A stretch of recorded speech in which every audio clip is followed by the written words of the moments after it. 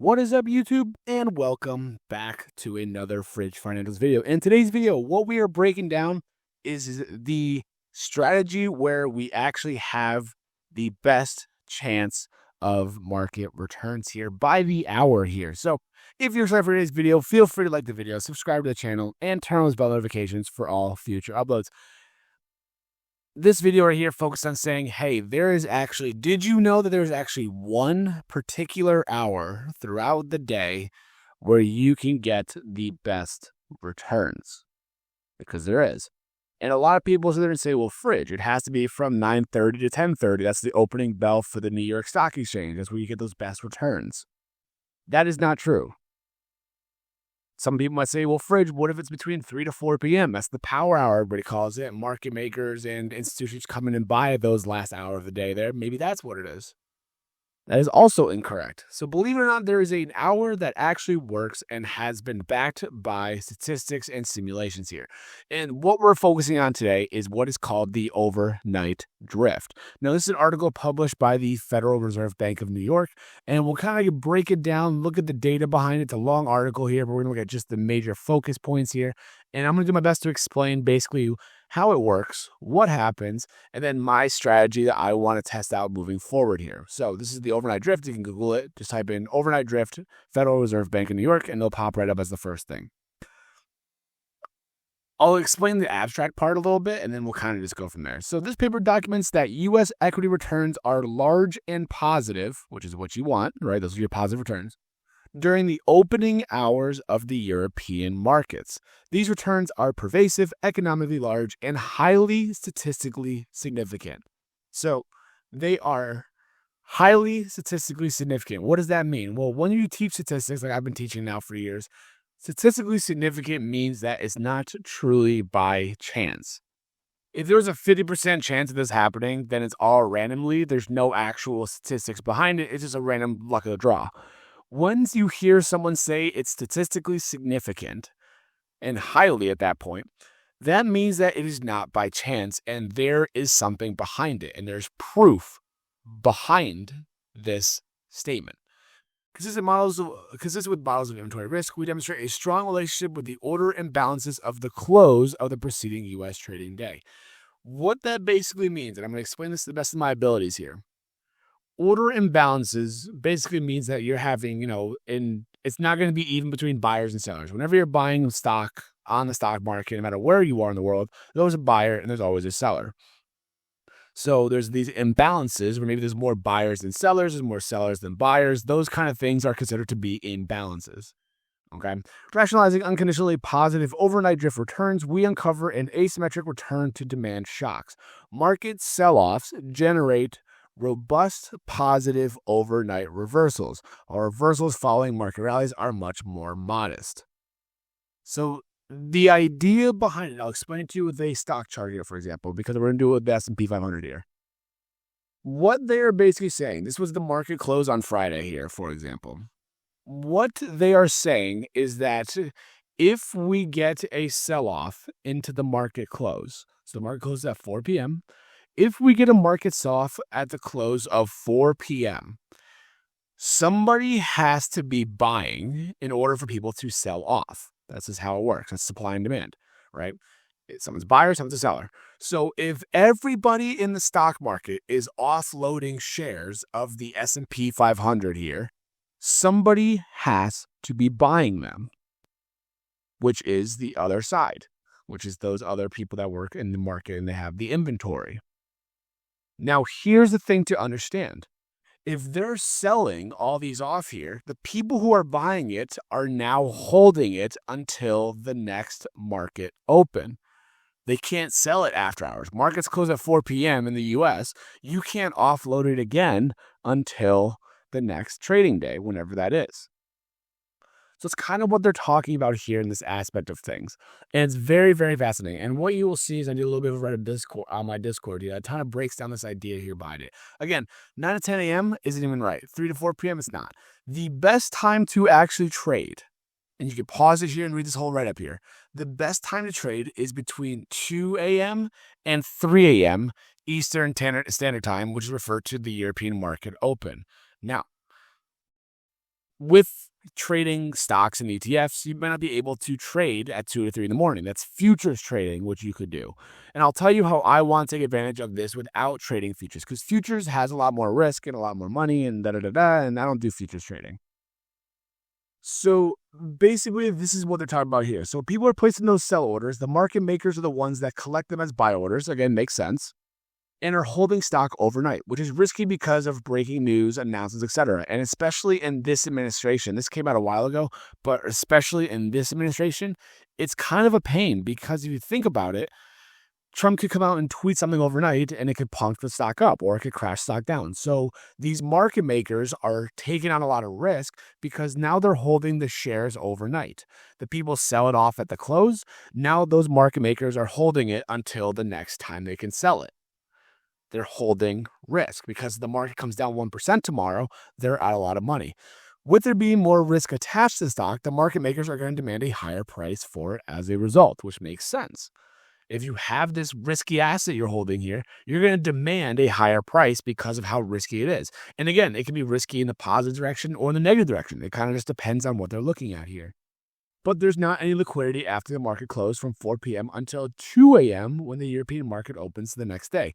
When there's liquidity and they're demanding higher prices that people are paying at their market open, and liquidity basically just means that there's people that are willing to buy shares of whatever it is. So if you're trading SPY ETF, people want to buy into it maybe at market open at their time there. You need liquidity, which is where all the buyers are flying in and buying and buying and buying. There's liquidity. They're demanding higher prices. It creates a nice positive return.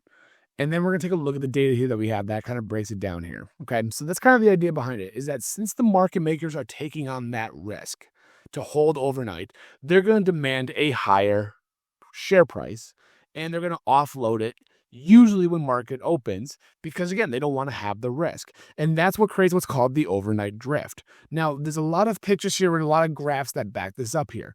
So this right here is the hourly returns around the clock. And we'll zoom in a little bit here. Oh, that's way too far. Bridge, what are you doing? Can't do that. That's okay.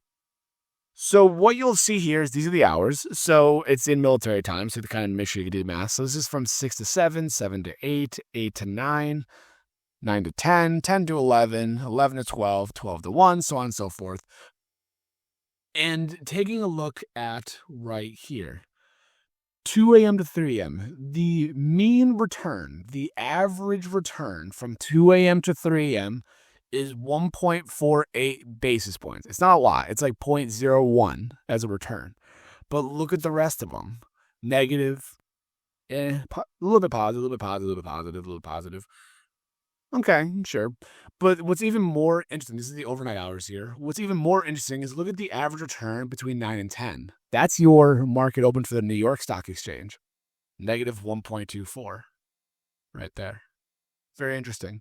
15 to 16, that I believe, if you're looking at 3 to 4 p.m., that has actually a pretty good return. That power hour has a pretty good return of 0.61. But even the power hour of 0.61 as an average return is less than half of the 2 a.m. to 3 a.m. moving time. Very interesting. Now, the p-value in statistics, what we teach in this one is the probability of it occurring truly by chance. If you take a look here, this is by far the smallest value. It's 1.1 times 10 to the negative 12. Basically, take this number and then push and then move the decimal over 12 places to the left. You're basically adding in 11 zeros. Very, very, very unlikely for it to happen truly by chance that this is the return here. Truly by chance, very, very unlikely for it to happen. That's where it leads into the idea of being statistically significant. So people will say, well, Fridge, means aren't always the best way of looking at it because, again, your means can be pushed by outliers, whether it's CPI data, PPI data, any kind of tweeting or whatever that case is. So, yeah, okay, sure. So then look at the median value. Look at the median returns. 0, 0, 0, 0, 0, 0, 0, 0, 0.64. 0, 0, 0, 0, 0. That's the overnight hours there, which you can see here. And again, now, obviously, as you will see here, there is a better median return potentially between, these values here of 1.2 or 1.12 or 0.96 or these ones here. But the p-values are, again, what drives this idea. The smaller the p-value, the less or the more statistically significant we are. So these are just saying like, oh, by chance, the probability of it happening is 0.28 here. Probability of it happening here is 0.66 here. Those are pretty much by chance, right? The p-value in statistics is your probability of it happening truly by chance. So the higher the value the p-value is, the less meaning there actually is to it, because it could just be by chance. It's randomization. It's all randomized. If these values were this high and the p-values were super low, like this low, then you'd have more of a case. But in this case, we don't. So that kind of talks about the hourly returns around the clock. This right here talks about the relative signed volume around the clock, which you might see as RSV. Basically, what it's talking about is the buy orders versus the sell orders. Are there more people buying or more people selling in this case? And if it's a positive mean, that means there's more buyers than sellers. If it's negative, then the opposite. So what you'll notice here, again, for the mean is that you get the biggest amount of positive buyers versus sellers is between 2 and 3 in the morning. Median, same thing, highest value, 1.53. And then here's the intraday ones where it's when markets open for the U.S. stock exchange and stuff like that. And again, taking a look here, none of these values, negative, negative, negative, negative, negative, negative, a little bit positive going into that power hour here. But again, nothing nearly as high as this of 2.39. This number basically means there's a lot more buyers than sellers at 2 to 3 in the morning, aka is the liquidity that comes with it. Very interesting stuff. More graphs here that we take a look at here. Again, average returns, percent returns here. 2 to 3 a.m. has the biggest positive one here. 9 to 10 a.m. has the biggest negative, which is very interesting to me. So another graph here kind of visualize that 2 to 3 a.m. is actually the best trading time compared to 9 to 10, or even that power hour, which has a decent return still. Here's your power hour over here, 15 to 16. Here's your power hour, but still not nearly as much as 2 to 3. Very interesting. This is more data that talks about how 2 to 3 a.m. is a lot more higher for distributions. As much as you look through more of those, as you'll see.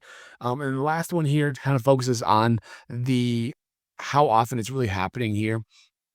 And take a look here. So this is from 0 to 1, 1 to 2, 2 to 3 over the years here. And look at how much more consistency we have here with 2 to 3 compared to 12 to 1 and 1 to 2. So very interesting, a lot more positive returns you see here from 2 to 3 o'clock in the morning. Again, the idea behind it is that you have these people that are holding shares overnight. There's risk involved with that. So what they do is they offer their shares for a higher price. And there's also liquidity at European market open. So higher liquidity, higher ask of price pushes these stock values even higher. So that's kind of what's happening here. That's the breakdown here. So again, if you want to read more about the breakdown, feel free to check out Fridge Financials and the Kingdom Discord as per usual. Breaks it down here for you. Very interesting stuff here. Now, what you will see here, and this is some of my trades I've done here, is that this was me testing out the overnight drift. So testing the overnight drift with SPY ETF. I'm going to close this tomorrow morning at market open and just kind of see what happens as a result. Now, there's some criteria that you need to take a look at for overnight drift. This is one of the contracts that I bought here at market close. Things you need to keep in mind about with overnight drift. And I think to make the most effective trade possible here, because again, I'm not doing futures, I'm doing SPY ETFs, which I can't close this position until 9:30 the following day. I bought it at market close. I will close it at market open the following morning. Things that you need to look at and consider. If you have any macroeconomic news, CPI data, PPI data, retail data, whatever it is, or Jerome Powell speaks or anything else like that nature. If there's any data that's being released pre-market or aftermarket or whatever, that could be very, very important to the stock market, do not trade overnight drift. Do not do this. Because again, if I bought a contract, and then CPI comes the next morning and it crashes, the market 1% because it's so bad, this contract becomes worth a little bit less than before, actually a lot less than before. So you got to be careful of trading economic conditions. CPI, PPI, PCE, Fed speakers, anything that could happen pre-market that can move this stock market, that is going to be a thing to avoid. The other thing that I like to avoid is earnings of big companies. I'll give you an example here. I'll look at the trade here afterwards and break it down afterwards for you. So if we take a look at the Bloomberg economic calendar here, let me make sure I sort this by the United States here, and we'll go into next week. So we'll go boom, boom. Hello? Oh, I added it to the Friday. There we go. So Monday, there's nothing happening. And you say, well, Fridge, should I do it Friday to Monday? I don't even trade the weekends for it because, again, you have faded decay. Your option will become worth a lot less just because the market's closed from Saturday and Sunday. So you already are losing value. So I don't do faded decay. I don't want to be at risk of that decay happening. So I don't trade Friday to Monday for that reason. Okay, well, how about Monday to Tuesday? Monday night to Tuesday night, you think, oh, okay, we could do it. No. There's CPI data Tuesday morning, and that's pre-market. This right here could push that option lower and make you lose value. No. How about Tuesday to Wednesday, Fridge? PPI data. Nope. Same thing. Very important data here for the Fed to look at for how the producers are changing prices. Tuesday to Wednesday morning, absolutely not going to happen. No, thank you. How about Wednesday to Thursday, Fridge? Well, there's FOMC member, which doesn't really matter as much, but retail sales Thursday morning, manufacturing data Thursday morning, jobless claims Thursday morning. Nope, absolutely not. So far this strategy is in Fridge. Like, you're not going to trade this week? Probably not, and that's okay. There's nothing in the world to not trade in a week. Okay, Fridge, Thursday to Friday has to be. Look, there's nothing here on Friday. There's nothing, no inflation data, no speakers, nothing of that nature. Friday has to be it, Thursday to Friday morning. So Thursday night, Friday morning. Unfortunately, we have two huge companies that are having earnings. One pre-market, Taiwan Semiconductor, TSM, and one aftermarket on Thursday, Netflix. And Netflix is a huge component of the S&P 500. Their earnings, if they have a huge miss in earnings, could pull down the S&P a lot. They could also make it go higher. But the fact that they have their earnings after hours, Thursday and Friday, means that the stock is going to move and the market's going to move with it. So believe it or not, for this week, with this calendar and the earnings, no day lines up for me. I will not be taking a single trade. I know it's weird, but I'm not. Maybe next week, is really nice. So that's things to look for as to when to avoid it. Major earnings of companies, any sort of macro data coming out will definitely have an impact. Now, the other thing to understand when you're doing these kind of trades here is to do it on a red day. Because again, if you look back at that article, market sell-offs generate more robust positive overnight reversals when they follow a market sell-off. So market sell-offs give you that better chance of an overnight reversal than a market rally. Because again, the market rallies, they're not going to have as much risk because they're not holding as much inventory. When there's a sell-off and the market goes red for the day, they're holding that risk because why are people selling off? Well, they got to hold the risk if they're the ones buying these shares up here. So market sell-offs or red days is when it's better. So you want to avoid macro data. You want to avoid major earnings. You also want to do it on a red day, not on a green day. You could do it on a green day, but it's not going to be nearly as good as a red day for the reversal that you want. It also makes stock options a lot cheaper to trade with as a result. So that kind of brings in that aspect of things. And then this is kind of like a breakdown of me going to be documenting these trades here, my overnight trades here. So I opened up a date I did this on the 8th. The expiration was the 10th. So you want to give yourself a couple days of expiration because it doesn't allow for you to lose as much value. If I went from the 8th to the 9th, then this is going to lose value so quick if it goes against me. So I go about 2 to 3 days out might be a good strategy for me to look at here. On the day, it was down 0.06%. The delta is 0.72. Basically, I bought a deep in the money call option, which does cost more money, $400 and whatever it was, $407 here. But what happens is all I need is just a little bit of a movement up. Just a little bit of movement. That's all I need. I don't need a lot. Just a little bit of movement, and I'm able to make money here.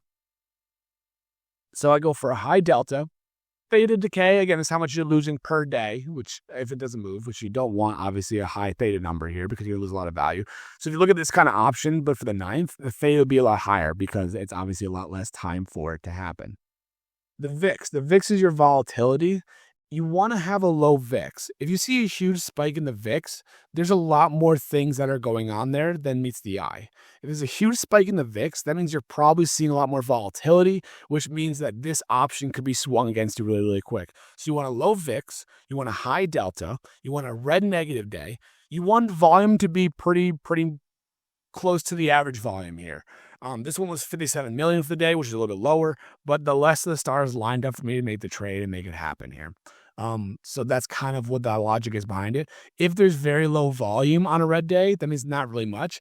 If there's a lot of volume, close to the average volume, then that means that there's more market makers holding that overnight risk. Makes sense. We bought it for 467. There was no macro news the next day, like CPI, PPI data, none of that stuff came out. Bought it at 467. Market opened. I was able to close it for 640. So we made $173 on this trade. And you take a look and see, here's Frisch Financial shouting it out here. This is my 467. Again, this was on July 8th, right after market closed. Bought it right before it closed. And then we were able to cash it in for some nice profit here. Now, what I did here was at market open, I set a stop loss and a take profit order just so that way I can secure the gains. But in case SPY rallied a little bit more, then I can get more money for it. And it did. It rallied a little bit at the open. So it hit this take profit order instead of the stop loss order here, which was really nice. So yeah, we killed it. We made $170 or so after fees and all that kind of stuff like that. We logged it right here for it. And an amazing return here. So this is called the overnight drift strategy here. And I'm going to be doing a lot of data behind it. But the thing is, you got to make sure that it lines up. Red days, no big events happening, low volatility. There's a lot of things you have to keep track of.